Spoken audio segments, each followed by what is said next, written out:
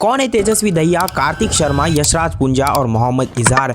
इन खिलाड़ियों के बारे में इस वीडियो में बात करेंगे। सभी टीम्स के न्यू स्टार्स के बारे में बात करेंगे और ऐसे स्टार्स के बारे में जो अभी तक अनकैप है और काफ़ी ज़्यादा बवाल कर सकते हैं आईपीएल 2026 में। तो चलिए शुरू करते हैं कार्तिक शर्मा के साथ, जो चेन्नई सुपर किंग्स के हैं और उनको 14.20 करोड़ में इस टीम ने खरीदा है। 19 साल का ही बंदा है, बहुत ज़्यादा तगड़ी हिटिंग करता है और राजस्थान से बिलोंग करते हैं। इनके फादर्स ने बहुत ज़्यादा स्ट्रगल किया है इनके लिए और इन्होंने भी चहर सर की एकेडमी में प्रैक्टिस बहुत ज़्यादा की है। इन्होंने खुद जतीन सप्रू से कहा था कि पापा मुझे खुद ये कहते थे कि छक्के ही लगाने हैं, अगर नहीं लगाओगे तो पीटे जाओगे। और इसी मुझे ऐसा लगता है कि चीज़ की वजह से इतने बड़े हिटर बन चुके हैं। शायद मुश्ताक अली ट्रॉफी में इन्होंने काफ़ी ज़्यादा बड़ी हिटिंग की हुई है। मैं आपको बता दूँ, बहुत ज़्यादा तगड़ा खेलता है खिलाड़ी और आप कह सकते हैं सीएसके का फ्यूचर इन है। MS धोनी के बाद विकेट कीपर बैट्समैन है, तगड़ी बैटिंग करते हैं। अगर हम बात करें इन्होंने ट्रेनिंग कहाँ से ली है, तो चहर सर की एकेडमी, दीपक चहर, राहुल चहर के जो फादर है वहां से इन्होंने एकेडमी से ट्रेनिंग ली है। T20 के फॉर्म की बात करें, अभी तक डोमेस्टिक्स में 334 रन 12 मैचेस में बनाया है, जो कि 160 के स्ट्राइक रेट के साथ आया है और मुझे ऐसा लगता है तेज गति से भी बैटिंग कर सकते हैं। इसके बाद इन्होंने मेरे हिसाब से जो है रणजी ट्रॉफी में 5 मैचेस में 479 रन बनाया है, जो कि काफी बढ़िया है। और वैसे इसकी कोई जरूरत नहीं है क्योंकि हम T20 आईपीएल की बात कर रहे हैं, तो T20 आंकड़े ज्यादा महत्व रखते हैं। और यहाँ पर मैं आपको बता दूं कि 139 रन की उनकी एक शानदार इनिंग भी इसमें मौजूद थी। और लिस्ट ए की बात करें तो वहाँ पर इन्होंने 445 रन बनाया है 118 के स्ट्राइक रेट के साथ। तो मुझे ऐसा लगता है काफ़ी ज़्यादा तगड़ी बैटिंग कर सकते हैं। जितनी कहानी थी मैंने आपको बता दी। उसके बाद केकेआर के खिलाड़ी की बात करते हैं, उनके न्यू स्टार की जो है तेजस्वी दहिया। इस सीजन इनको मौका भी मिल सकता है, ओपन भी कर सकते हैं और वो थोड़ा आगे बात करेंगे कहाँ पे इनको मौका मिलेगा। देखो मुझे ऐसा लगता है 23 साल के हैं, बहुत तगड़ी बैटिंग करते हैं, दिल्ली से आते हैं, दिल्ली प्रीमियर लीग में तगड़ा फॉर्म दिखाया हुआ है। अब ये बंदा बहुत ही ज़्यादा तगड़ी बैटिंग करता है, हिटिंग बहुत तगड़ी है इसकी और जहाँ पे आप मौका देना चाहते हो वहाँ पे दे सकते हो, आप फिनिशर, ओपन कुछ भी करा सकते हो इनसे। अब मैं आपको बता दूं कि इन्होंने संजय भारद्वाज की एक एकेडमी है जो कि गुरुकुल की तरह है, वहाँ पर ट्रेनिंग ली हुई है और आप कह सकते हो वहाँ पे फ़ोन बंद रखना पड़ता है, वहाँ पे फ़ोन नहीं चलता है, जंगल के अंदर वो एकेडमी है और वहाँ से उन्होंने ट्रेनिंग ली है, काफ़ी तगड़ी हिटिंग सीखी है।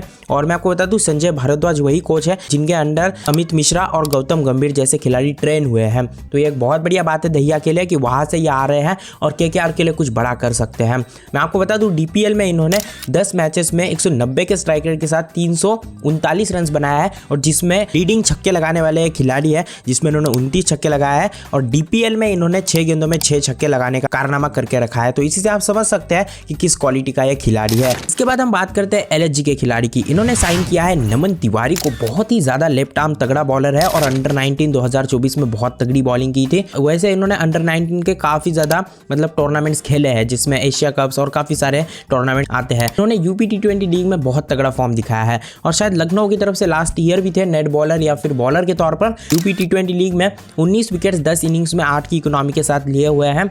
और इससे बड़ी बात यह है कि जब आप अंडर 19 के और जाते हो 2024 में ही खेला हुआ है, तो बहुत ज़्यादा नया गेंदबाज है और 12 विकेट 6 इनिंग्स में 5 की इकोनॉमी के साथ लिए हुए हैं। मुझे पता है कि 11 बॉलर्स है लखनऊ के पास, लेकिन क्या इनको मौका मिलेगा? तो ऐसा लगता है कि इनको मौका मिलेगा क्योंकि एक तो एक लेफ्ट आर्म बॉलर है और सबसे बड़ी बात कि मोहम्मद शमी हो गया, ये मयंक यादव हो गया, मोहसिन खान हो गया, ये इंजरी कंसर्न्स बहुत है। तो इस टीम को बहुत सारे बॉलर्स के साथ ट्राई करना पड़ेगा और जिसमें इनको मौका मिल सकता है। देखो तगड़ा गेंदबाज है, बस मौका मिलना चाहिए। उसके बाद हम बात करते हैं नेक्स्ट टीम और नेक्स्ट खिलाड़ी की, जो होने वाली राजस्थान रॉयल्स। इन्होंने एक खिलाड़ी को खरीदा है जो कि सिर्फ और सिर्फ मेरे हिसाब से 20 साल के हैं, Yashraj Punja. Leg break bowler है, बहुत ज़्यादा तगड़ी स्पिन बॉलिंग करते हैं और मैंने इनका नाम इसीलिए इस लिस्ट में लिया है क्योंकि मेरे हिसाब से राजस्थान को एक स्पिनर बॉलर की जरूरत है जो 11 में फिट हो। अगर आपको 3 स्पिनर्स के साथ जाना है, वैसे तो रवि बिश्नोई, जडेजा तो है ही, सबसे बड़ी बात यह है कि ये काफी ज्यादा तगड़ी गेंदबाजी करते हैं।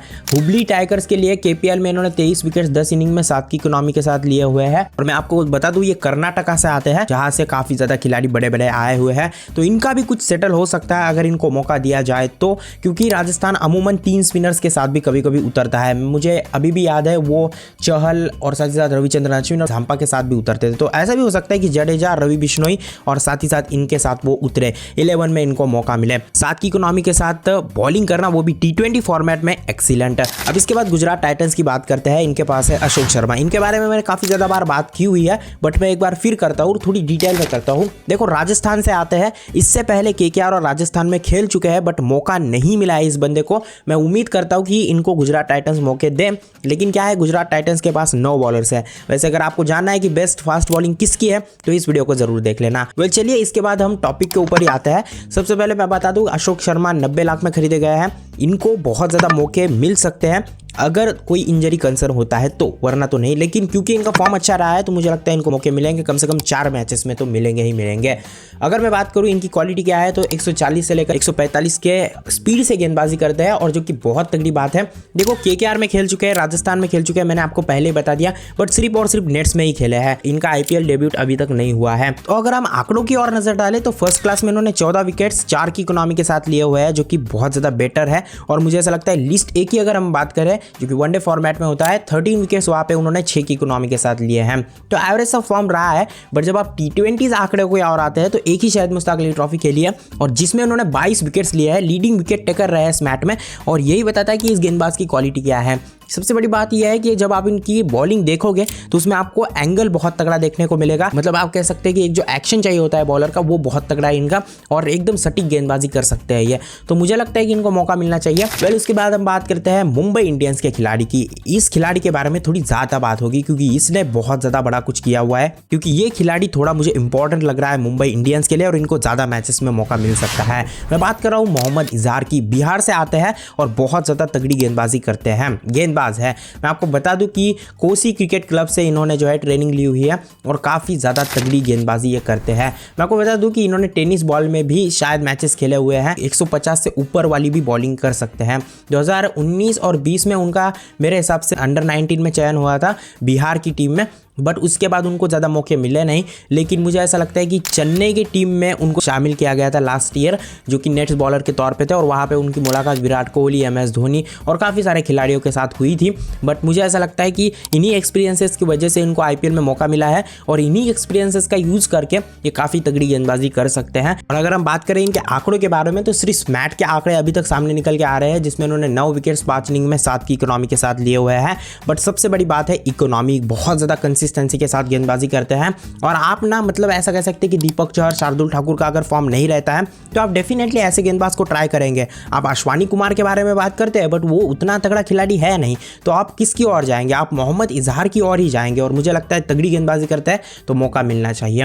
वेल उसके बाद हम बात करते हैं मंगेश यादव की। RCB के खिलाड़ी है मंगेश यादव, के बारे में मैंने इस वीडियो में भी बात की थी। देखो ये बहुत ज़्यादा तगड़े तरीके से गेंदबाजी तो करते ही है, बैटिंग भी कर लेते हैं, लेकिन मैं आपको बता दूं ट्रक ड्राइवर के बेटे हैं। बट सबसे बड़ी बात यह है कि इन्होंने प्रैक्टिस के लिए गांव-गांव में जाकर मैचेस खेले, वहां से पैसे जमा किए और उसके बाद इन्होंने शायद अकेडमी लगाई थी, जिस चीज़ की वजह से इनका हुनर बहुत बेहतरीन हो गया और उसकी वजह से ही इनको MP T20 में मौका मिला। रजत पाटीदार की कैप्टनसी के अंडर ये खेले हुए हैं MP T20 2025-24 में, और जहां पर इनका फॉर्म भी बहुत तगड़ा रहा था। इन्होंने MP T20 2024 में 14 विकेट 6 इनिंग्स में लिए हुए हैं 8 की इकोनॉमी के साथ, जो कि मुझे लगता है कि बहुत तगड़ी बात है। और मैं उम्मीद भी यही करता हूँ कि इनका और भी अच्छा फॉर्म रहे, क्योंकि इस खिलाड़ी से उम्मीद है, क्योंकि यश दयाल अब नहीं खेलेंगे तो मेरे हिसाब से इनको ज़्यादा मौका मिलेगा और इसीलिए मैंने इनको 12 में भी रखा है। ये वीडियो ज़रूर देख लेना कैसे इनको 12 में रखा है और क्यों रखा है। वेल उसके बाद हम बात करते हैं एक ऐसे खिलाड़ी की जो कि उन्हीं के ग्रुप को ज्वाइन कर चुका है जो इन्हीं की तरह है, मतलब सलील अरोड़ा। एकदम तगड़ी बैटिंग करते हैं, लेफ्ट हैंडेड बैट्समैन है, विकेट कीपर बैट्समैन है, तगड़ी बैटिंग करते हैं, बहुत ज़्यादा हिटिंग करते हैं, विस्फोटक बैट्समैन है। और एक जो सबसे बड़ी बात है, अमृत पंजाब से आते हैं और जो भी पंजाब का बैट्समैन होता है, अभिषेक शर्मा हो गया, प्रभसिमरन सिंह हो गया, ये सिर्फ और सिर्फ विस्फोटक ही बैटिंग करते हैं और ये भी वैसा ही खिलाड़ी है। हिटिंग के बारे में बात की जाए तो इन्होंने स्मैट में 358 रन 198 के स्ट्राइक रेट के साथ बनाया है। बट जो सबसे बड़ी बात है कि उन्होंने झारखंड के सामने बहुत ही तगड़ी इनिंग खेली थी। 39 गेंदों में उन्होंने शतक लगाया था और सबसे बड़ी बात है 9 चौके और 11 छक्के थे उस इनिंग में। 125 रनों की वो इनिंग थी। इसी से हमें पता चलता है कि किस क्वालिटी का ये खिलाड़ी है। मुझे ऐसा लगता है फर्स्ट क्लास में इन्होंने 458 रन बनाए हैं। लिस्ट ए की और अगर आप आएंगे वहां पर उन्होंने ज्यादा मैचेस खेले नहीं, 3 मैचेस ही खेले हैं, 74 रन ही बनाया है। बट जब T20 की आप बात करते हैं तो वहां पे तो सैयद मुश्ताक अली ट्रॉफी में काफी तगड़ा फॉर्म दिखाया है। विस्फोटक बैटिंग करते हैं और क्यों ना करे, मतलब डिस्ट्रक्शन टीम ने खरीदा है, वैसे ही डिस्ट्रक्शन ये मचा सकते हैं। वेल उसके बाद हम बात करते हैं पंजाब किंग्स की। इन्होंने विशाल निषाद को खरीदा है।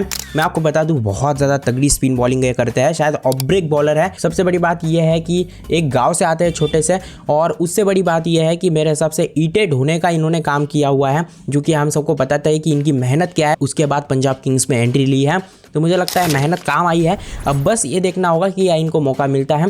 इन्होंने 4-5 साल में ही बहुत ज़्यादा तगड़े तरीके से लेदर बॉल में अपना नाम बड़ा बनाया है, लेकिन सिर्फ और सिर्फ डोमेस्टिक में उतना ज़्यादा अभी तक ये टूर्नामेंट्स में बड़े बड़े बना नहीं सके हैं। सिर्फ यूपी T20 खेली है। यूपी T20 2025 की बात की जाए 5 विकेट्स 5 मैचेस में 8 की इकोनॉमी के साथ लिए हुए हैं। 2024 की यूपी T20 की बात की जाए तो 4 मैचेस में 7 विकेट 7 की इकोनॉमी के साथ लिए हुए हैं। मुझे लगता है कि मौका मिलना चाहिए। कमेंट बॉक्स में आप बताइए मिलेगा या नहीं मिलेगा।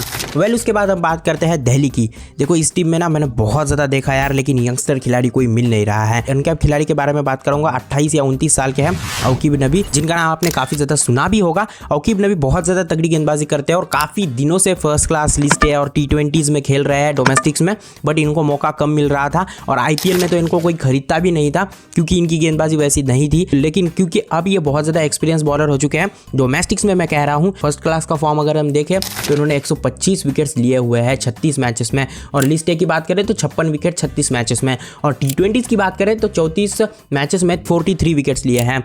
डेफिनेटली तगड़ा गेंदबाज है और सबसे बड़ी जो बात है कि ये सीम और स्विंग पर बहुत तगड़ी गेंदबाजी करते हैं। तो न्यू बॉल से बहुत बढ़िया बॉलिंग कर रहे थे और विजय हजारे ट्रॉफी में तो बैटिंग भी कर रहे हैं, तो ये आपको बेनिफिट देगा दिल्ली कैपिटल्स को। ये अच्छी बात है। इनको आप अगर 9वें 10वें नंबर पे भी मौका देते हैं एज अ बॉलर तो वो बैटिंग भी कर लेंगे, ऐसा मैं कह सकता हूँ। और इन्होंने, मैं आपको बता दूं, दिलीप ट्रॉफी में 4 गेंदों पे 4 विकेट्स लेने का एक रिकॉर्ड भी बनाया है, जो कि तगड़ी बात है। तो मुझे लगता है जम्मू कश्मीर से आने वाला है गेंदबाज तगड़ी बॉलिंग करेगा। तो ये थे वो न्यू स्टार अनकैप खिलाड़ी जो कि मैंने इस वीडियो में आपको बता दिया। 25 से कम उम्र वाले हैं बस औकीब नबी को छोड़ा जाए तो। कमेंट बॉक्स में आप बताना इसमें से कौन तगड़ा फॉर्म दिखाएगा किस टीम के लिए।